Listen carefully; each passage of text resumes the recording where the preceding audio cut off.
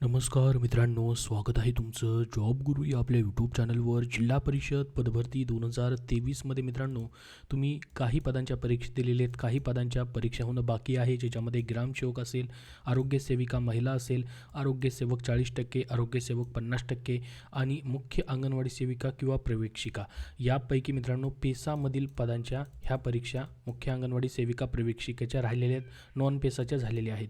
तर बाकी मित्रांनो हे जे 4 संवर्ग आहेत, जसं की ग्रामसेवक असेल, आरोग्यसेवक 40%, 50% आणि आरोग्यसेविका यांच्या संपूर्ण देखील परीक्षा राहिलेल्या आहेत. तर एवढ्या परीक्षा ज्या आहेत मित्रांनो राहिलेल्या आहेत, ह्या पेंडिंग राहिलेल्या आहेत.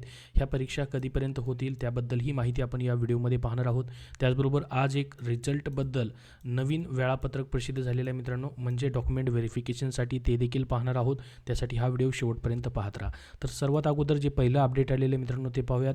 तर बघा मित्रांनो, जिल्हा परिषद धाराशिव यांच्या वेबसाईटवरती या ठिकाणी आजच्या तारखेचं हे अपडेट प्रसिद्ध झालेलं आहे, जे की मित्रांनो फार्मासिस्ट पदासाठी तुमचं पद कमेंट बॉक्समध्ये कमेंट करून सांगा. त्या पदाबद्दल माहिती आली असल्यास जिल्हा परिषदच्या वेबसाईटवरती तुमच्यापर्यंत नक्की शेअर केली जाईल.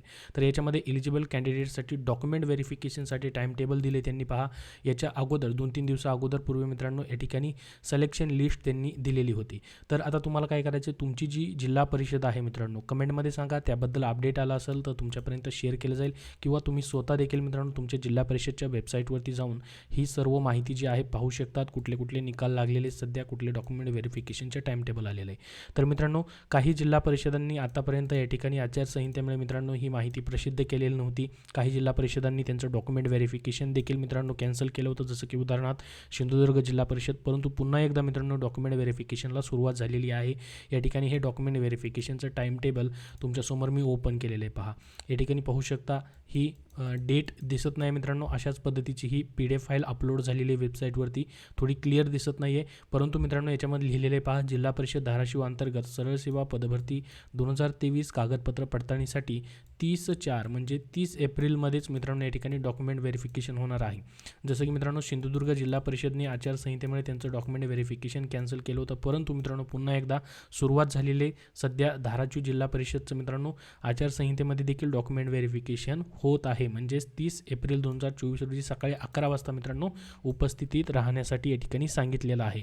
तर बघा, औषध निर्माण अधिकारी या पदासाठी मुंबई यांच्याकडील ऑनलाईन परीक्षेनुसार प्राप्त निकाल, त्याचे संदर्भ वगैरे येथे दिलेले आहेत. तर आता मित्रांनो हा पहिला पॅराग्राफ तर दिसत नाही, याच्यामध्ये म्हटलेलं आहे त्यांनी की ऑनलाईन निकाल आल्यानुसार त्यानुसार मित्रांनो यादी जी आहे या ठिकाणी त्यांनी प्रसिद्ध केली आहे. आणि औषध निर्माण अधिकारी या पदासाठी रिक्त जागेनुसार पात्र ठरलेली उमेदवारांची यादी देखील या ठिकाणी वेबसाईटवरती लावण्यात आलेली आहे. पुढं म्हटलं की औषध निर्माण अधिकारी संवर्गातील भराव्याच्या प्रवर्गणीय रिक्त पदांसाठी कागदपत्र पडताळणीसाठी पात्र ठरलेल्या उमेदवारांची मूळ शैक्षणिक व इतर आवश्यक कागदपत्रे, सर्व अभिलेख तसेच मित्रांनो जाहिरातीनुसार नमूद आवश्यक कागदपत्राची पडताळणी 30 एप्रिल 2024 रोजी सकाळी 11 वाजता कै यशवंतराव चव्हाण जिल्हा परिषद सभागृह धाराशिव येथे घेण्यात येणार आहे. येथे तपासणी करण्यात येणार आहे. तर सबब याद्वारे आपणास कळून येते की आपल्या मूळ शैक्षणिक व इतर आवश्यक अभिलेख सर्व जाहिरातीमधील नमूद कागदपत्रासह पडताळणीसाठी आपण दिनांक 30/4 म्हणजे 30 एप्रिल रोजी या ठिकाणी उपस्थित राहावे. कागदपत्र पडताळणीसाठी ठरवून दिलेल्या दिनांकास गैरहजर राहणाऱ्या उमेदवारांना कागदपत्र पडताळणीसाठी नंतर विचार केला जाणार नाही. तर निवड प्रक्रियेसंदर्भात कुठलीही परत नंतर हक्क किंवा या ठिकाणी मित्रांनो दावा वगैरे सांगता येणार नाही, याची नोंद घ्यावी.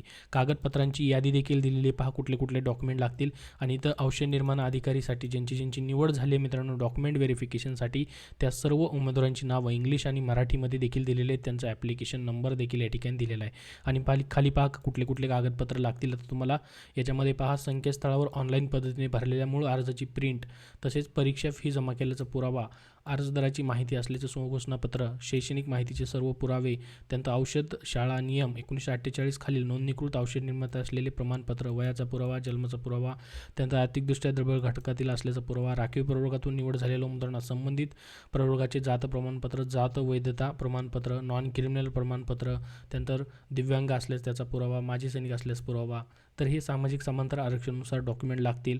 त्यानंतर MSIT असल्यास ते द्यायचं. तुम्हाला नावामध्ये काय बदल वगैरे असल्यास त्याचं पुरावा द्यायचा आहे. त्याचबरोबर ओळख पुरावा म्हणून आधार कार्ड असेल, वाहन परवाना म्हणजे लायसन असेल, pan card, voter ID card किंवा बँक पासबुक यापैकी कुठलेही एखादा पुरावा तुम्ही देऊ शकतात.